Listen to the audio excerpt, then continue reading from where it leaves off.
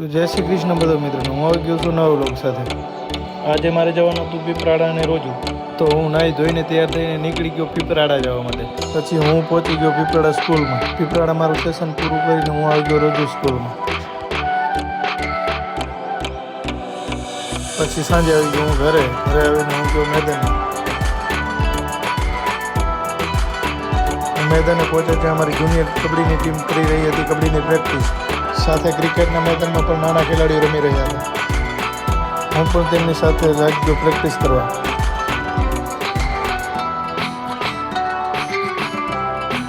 Junior ખેલાડીઓને થોડી ઘણી શીખડાવી રેડની સ્કિલ।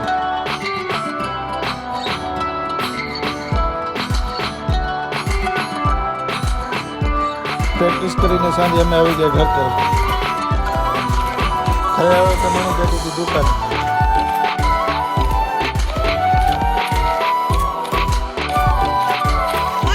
આમ હાથ સીધા ભાઈ।